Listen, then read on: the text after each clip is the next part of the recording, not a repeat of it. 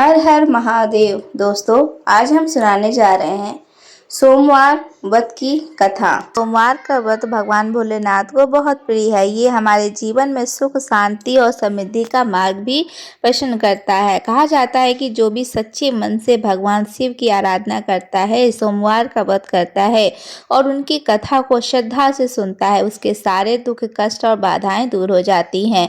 भगवान शिव अपने भक्तों पर हमेशा कृपा बनाए रखते हैं और उनके जीवन को धनाधन, प्रेम और खुशियों से भर देते हैं। इसलिए सोमवार व्रत कथा सुनना केवल धार्मिक कर्तव्य नहीं, बल्कि आत्मा को शुद्ध करने वाला एक पावन अनुभव है। आइए हम सब मिलकर भगवान भोलेनाथ की महिमा का गुणगान करें और उनका आशीर्वाद अपने जीवन में प्राप्त करें।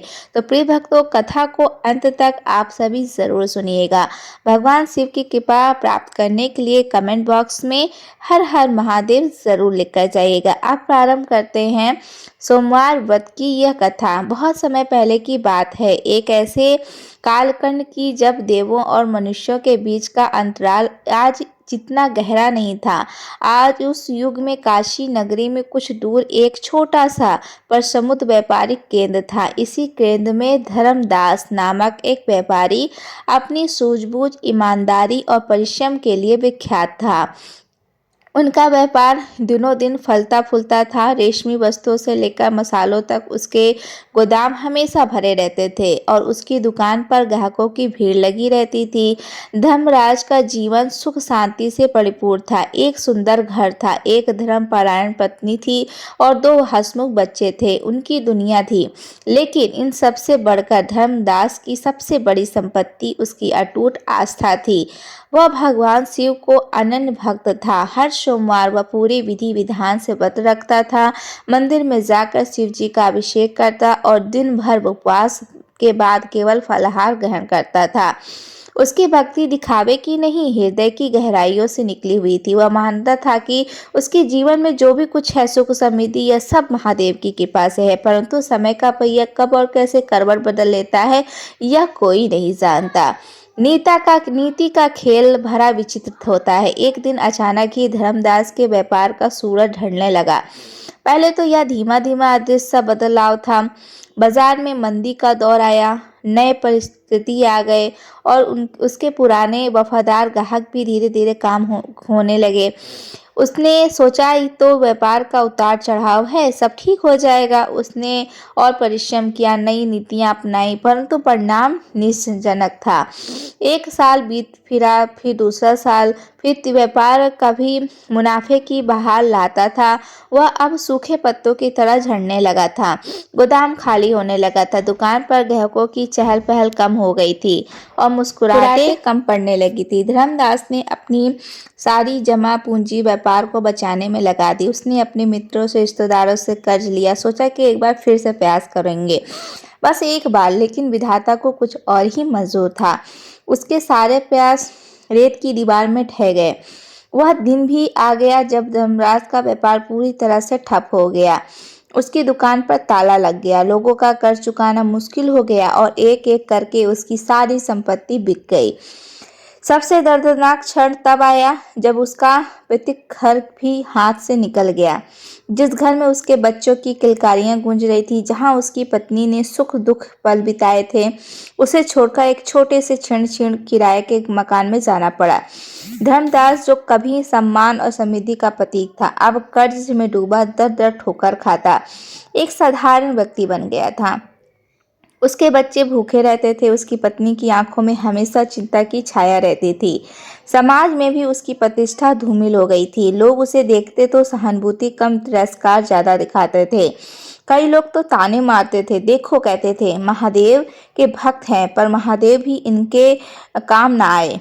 उसके मन में भी कभी कभी गहरा अंधेरा छा जाता था। क्या सचमुच मेरी भक्ति में कोई कमी थी? क्या महादेव ने मुझे त्याग दिया है? लेकिन नहीं, यह विचार क्षणिक थे। उसके हृदय के किसी कोने में आस्था का एक छोटा सा दीपक अभी भी टिमटिमा रहा था। अपनी हार विपत्ति के बावजूद धर्मदास ने अपना सोमवार व्रत नहीं छोड़ा। चाहे उसके पास खाने के कुछ हो या ना हो, चाहे उसके मन में कितनी भी चिंताएं हो, वह हर सोमवार सुबह उठता, स्नान करता और अपने घर के छोटे से पूजा स्थान में बैठकर भगवान शिव का ध्यान करता। वह उसकी शक्ति पर विश्वास करता था जो इस पूरी सृष्टि को चलाती है। उसे विश्वास था कि उसी की परीक्षा ली जा रही है। वह रोता नहीं था, शिकवा नहीं करता था, बस धैर्य और अटूट विश्वास के साथ अपनी महादेव का नाम जपता रहता था। उसकी श्रद्धा किसी फल की कामना से नहीं थी, बल्कि विशुद्ध प्रेम और समर्पण से जन्मी थी। कैलाश पर्वत पर अपनी अर्धांगिनी पार्वती के साथ विराजमान भगवान शिव यह सब देख रहे थे। उन्होंने धर्मदास के हर आंसू, उसकी हर सांस, उसकी हर अनकही प्रार्थना को महसूस किया था। उन्होंने उसकी अटूट भक्ति, उसकी विषम परिस्थितियों में भी न डगमगाने वाली आस्था को देखा था। देवी पार्वती ने भी धर्मदास की दुर्दशा पर व्यर्थ की।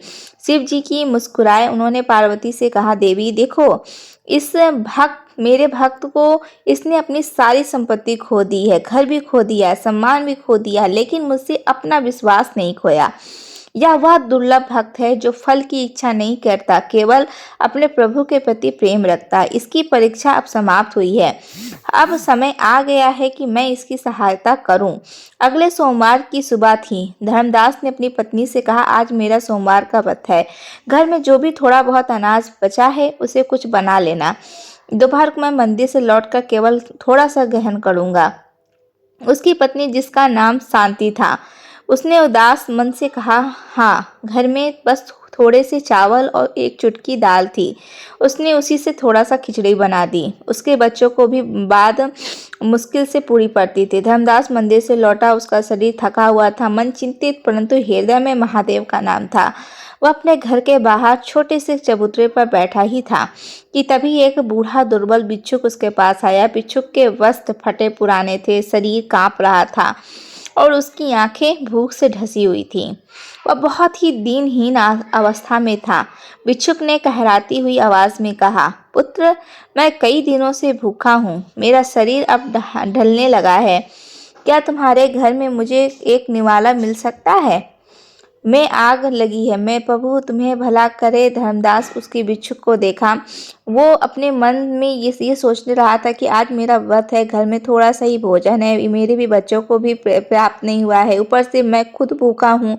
यह विचार एक क्षण के लिए उसके मन में आया, लेकिन तुरंत ही उसने एक झटक दिया। उसके भीतर का सच्चा शिव भक्त जग उठा। उसने सोचा, यह तो महादेव का ही रूप है जो मेरी परीक्षा लेने आया है। मैं कैसे एक भूखे को अपने द्वार से खाली हाथ लौटा सकता हूँ, खासकर तब जब मेरे प्रभु अतिथि देव भाव का संदेश देते हैं।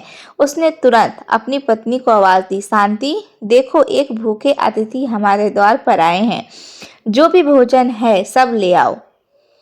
और शांति अंदर से आई। उसने भिक्षु को देखा और उसका हृदय भी द्रवित हो उठा। उसने अपने पति से कहा, स्वामी, घर में बस इतनी सी खिचड़ी है जो बच्चों के लिए भी पूरी नहीं पड़ेगी। आप भी भूखे हैं और मेरा मन भी है। धर्मदास ने स्नेहपूर्वक उसकी बात काटी, नहीं शांति, अतिथि देव का रूप होते हैं और यह तो अति दीनहीन दिख रहे हैं। इन्हें भोजन कराना हमारा परम कर्तव्य है। हमें चिंता नहीं करनी चाहिए, महादेव सब देखेंगे। उसने भिक्षु की ओर मुड़कर विनम्रता से कहा, बाबा, आइए, भीतर आइए। मेरे पास जो कुछ भी है मैं आपको सहज आपूर्ति करती हूँ। भिक्षुक धीरे धीरे अंदर आया और चबूतरे पर बैठ गया। शांति ने अंदर से वह थोड़ी सी खिचड़ी एक पत्ते पर रखकर लाई और मुश्किल से एक व्यक्ति का पेट भर सकती थी, और वह भी उस किसी बच्चे का।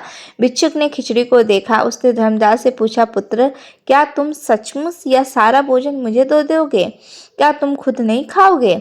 और तुम्हारे बच्चे? मैंने सुना है कि तुम्हारा व्यापार भी ठप हो गया है और तुम खुद भी दिनों से भूखे हो। धर्मदास ने शांत भाव से उत्तर दिया, बाबा, आप सही कह रहे हो। मेरा जीवन अभी कठिनाइयों से भरा है। मेरा व्यापार खत्म हो चुका है, मेरा धन छीन गया है और आज मेरा सोमवार का व्रत है। मेरे बच्चे भी भूखे हैं। परंतु मेरे धर्म ने मुझे सिखाया है कि एक भूखे को भोजन कराना सबसे बड़ा पुण्य है। अगर मैं इस थोड़े से भोजन को आपको नहीं दे पाता तो मेरे व्रत का क्या अर्थ है, मेरी भक्ति का क्या मूल्य है। महादेव से मैंने कभी कुछ मांगा नहीं, बस उन्हें प्रेम किया है। मुझे विश्वास है कि वह किसी को भूखा नहीं सोने देते। आप इसे ग्रहण करें। भिक्षुक ने फिर प्रश्न किया। उसकी आवाज में एक अजीब सी गहराई थी। पुत्र, क्या तुम्हें अपने भाग्य से कोई शिकायत नहीं? क्या तुम्हें महादेव पर क्रोध नहीं आता? उन्होंने तुम्हें इस दशा में पहुंचा दिया है। धर्मदास ने मुस्कुराते हुए कहा, शिकायत नहीं बाबा, कैसी शिकायत?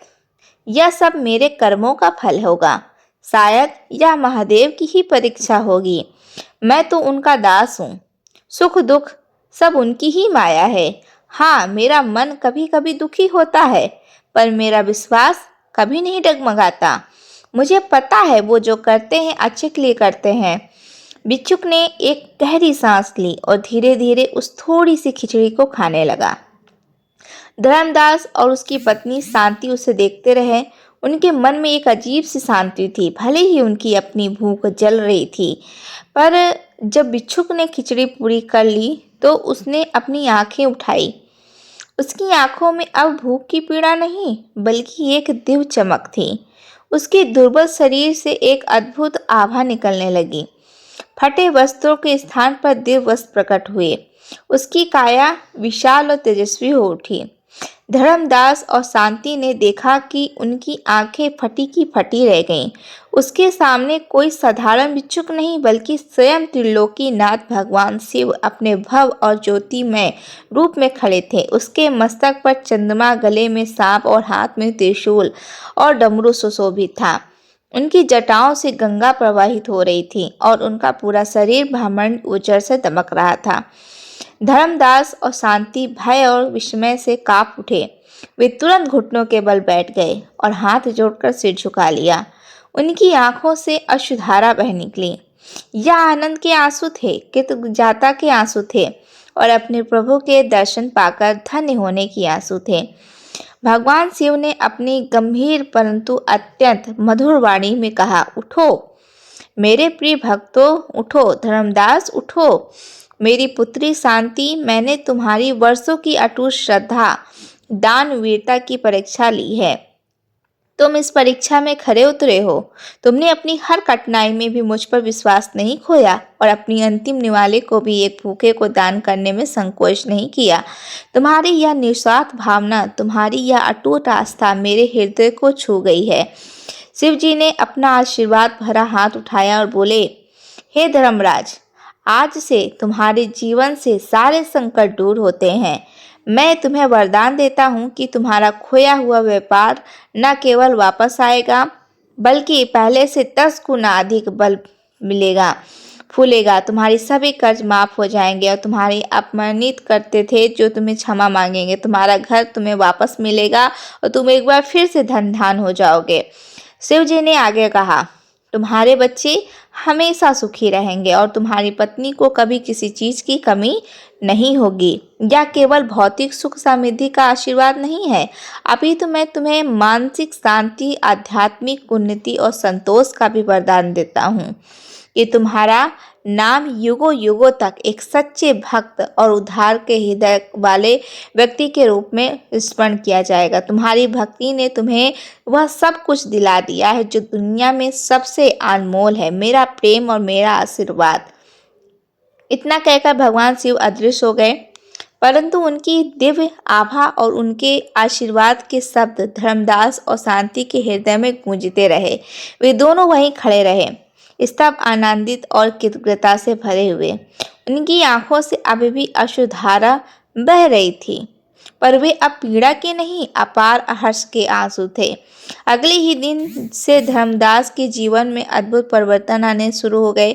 सुबह हुई तो एक धनी सेठ उसके घर पहुंचा। वह सेठ धर्मराज का पुराना ग्राहक था, जिसे धर्मराज ने कभी मुसीबत में मदद की थी। सेठ ने कहा, धर्मदास भैया, मैंने सुना है कि आपका व्यापार ठप हो गया है। मैं आपकी ईमानदारी और मेहनत से बहुत प्रभावित था। मैं चाहता हूं कि आप मेरे साथ जुड़कर व्यापार करें। मैं आपको सारी पूंजी दूंगा और जो कुछ भी आपका कर्ज है वह आप चुका दूंगा। बस आप अपनी ईमानदारी और सूझबूझ से काम करते रहें। धर्मदास ने विनम्रता से सेठ के सामने अपनी सारी दशा बताई। सेठ ने मुस्कुराकर कहा, मुझे कोई फर्क नहीं पड़ता कि मुझे आप पर पूरा विश्वास है। यह सब सुनकर धर्मदास की आंखों में विश्वास के आंसू आ गए। कुछ ही दिनों में सेठ की मदद से धर्मदास ने फिर से अपना व्यापार शुरू किया। इस बार महादेव के आशीर्वाद से उसका व्यापार इतनी तेजी से भरा कि उसने पिछले सारे नुकसानों की भरपाई कर दी। उसके नए उत्पाद, उसकी पुरानी साख और उसकी नई ऊर्जा सब मिलकर एक ऐसी सफलता की कथा लिखने लगे जिसकी किसी ने कल्पना भी नहीं की थी। उसके गोदाम पर फिर से भरने लगे। उसकी दुकानें ग्राहकों में खचाखच भरने लगी। जो लोग उसे देखकर रास्ता बदल लेते थे वे अब उससे सलाह लेने आते थे। एक एक करके उसके सारे कर्ज चुक चुके थे। उसका पुराना भव घर भी उसे वापस मिल गया था। धर्मदास ने अपनी संपत्ति का सदुपयोग किया। उसने गरीबों की मदद की, मंदिरों का जीर्णोद्धार किया और कई अनाथालयों और विद्यालयों को दान दिया। वह जानता था कि यह सब महादेव की कृपा है और इसका उपयोग दूसरों की भलाई के लिए करना बहुत ज़रूरी है। धर्मदास ने भी कभी अपने सोमवार व्रत को नहीं छोड़ा। अब उसकी भक्ति में एक नया आयाम छूट गया था। कृतज्ञता था। हर सोमवार को मंदिर जाकर महादेव का हृदय से धन्यवाद करता था। उसकी पत्नी शांति भी उसके साथ सुख दुख में खड़ी रही और उसने अपने पति की भक्ति और धैर्य पर गर्व महसूस किया। उनके बच्चे भी बड़े होकर धर्मपरायण और विनम्र बने रहे। अपने माता पिता के गुणों को अपनाते हुए धर्मदास का जीवन यह सिद्ध करता है कि सच्ची आस्था, निस्वार्थ सेवा और विषम परिस्थितियों में भी धैर्य न खोने का फल अवश्य मिलता है। भले ही समय कितना भी कठिन क्यों न हो, यदि हम धर्म के मार्ग में चलते हैं तो ईश्वर पर अटूट विश्वास रखते हैं और अपने कर्तव्य का पालन करते हैं तो अतः दैव कृपा अवश्य प्राप्त होती है। महादेव अपने सच्चे भक्तों को कभी अकेला नहीं छोड़ते हैं। उनकी परीक्षा कठिन हो सकती है पर उनका आशीर्वाद उससे भी भरा और असीमित होता है। धर्मदास की कथा आज भी हमें प्रेरणा देती है कि जीवन की हर कसौटी पर हमें अब विश्वास दृढ़ रखना चाहिए, क्योंकि जीत सत्य और श्रद्धा की होती है।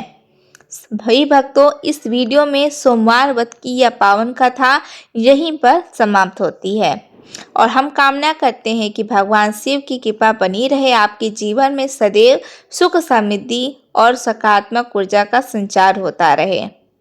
यह विशेष दिन न केवल भक्ति भाव से भर देता है बल्कि हमारे जीवन में एकता, प्रेम और आस्था का संदेश भी लेकर आता है। सोमवार व्रत की कथा को सुनने के लिए हृदय से आप सभी का धन्यवाद और अपने विचार और अपने अनुभव कमेंट बॉक्स में ज़रूर बताइएगा। कमेंट बॉक्स में हर हर महादेव लिखना बिल्कुल भी मत भूलिएगा और चैनल पर पहली बार आए होंगे तो चैनल को सब्सक्राइब कर वीडियो को लाइक कर ज़रूर जाइएगा। राधे राधे दोस्तों, जय माता दी।